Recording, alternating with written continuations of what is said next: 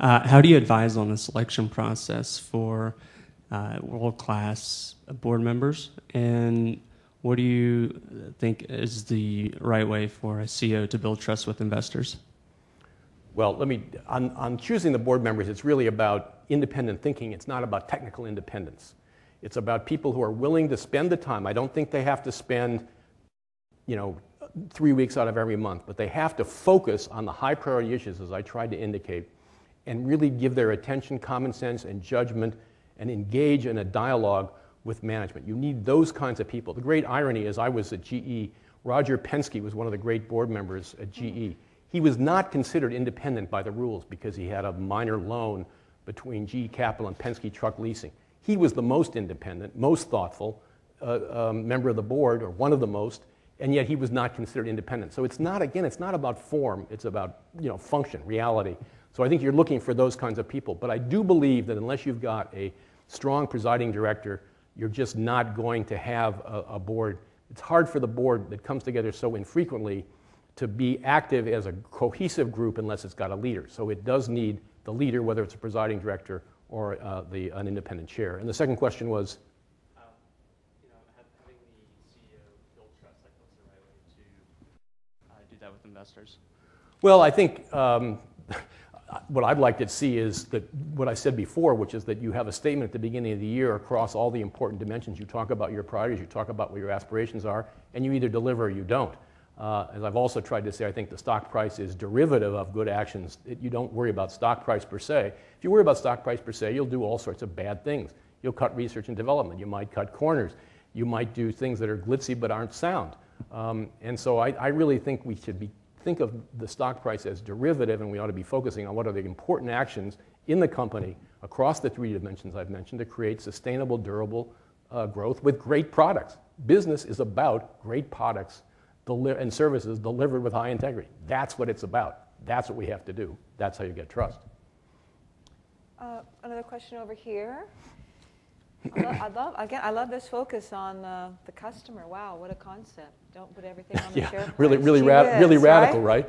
Go ahead. In the ethical area, Google, with their China behavior, what they've done in China, what do you think the implications are for the rest of corporate America?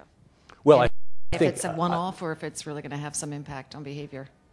If you go to the Washington Post leadership blog, there will be a post today by me on this exact subject, so you can, as soon as you get out of here and you go to your computer, you'll find it. But look, there's a tension. Companies have to have global cultures that are uniform, and they often take actions beyond what the law requires. Ethical actions, no bribery, global ethical sourcing, building plants to world-class standards. In Google's case, no censorship. On the other hand, there's a precept in global companies that you obey local law. The fact is that there is often a conflict between when national law and company global standards collide, which was the case in Google, okay? They made a decision in 2006 that they would abide by local law and see if the censorship would change, even though that was contrary to do no harm and to their basic opposition to political censorship. In recent months, because of the hacking into their Gmail system and the uncovering of dissidents that the government would prosecute and persecute, and worsening censorship, they've changed their view. I happen to believe, I'm not a cynic, I believe this was actually done because they believe in this. I think there's a story in the Journal today, but it's been written before, that Sergey Brin, who is, of course, the founder, was an emigre from Russia, and he understood the problems with an oppressive regime that put down dissidents and stopped free speech. So I believe it really was a moral choice that basically appealed to stakeholders, that people use the net and believe in the open web all around the world. Whether it will have long-term business impact on them remains to be seen. Clearly, we know that sales in China were low at the moment, and they may be back in 5 years. We don't know where China's going. I think what it does do is, first of all, it tells companies that they've got to be very sensitive, and we tried to be at GE, between this conflict, a daily conflict for global companies between their ethical standards and national law. I give examples in this piece about Nazi Germany. Big American companies, GE, IBM, Kodak, Ford, were in Germany, and they didn't give a darn about the terrible laws that Germany was imposing between 33 and 39 before the war began. The other limiting case is South Africa, where American companies did stand up, partly because of the Civil Rights Revolution, and opposed apartheid and adopted the Sullivan Principles. So there are lots of variations on how you do this. What really turns on is how deeply the company holds its values and what do the stakeholders think.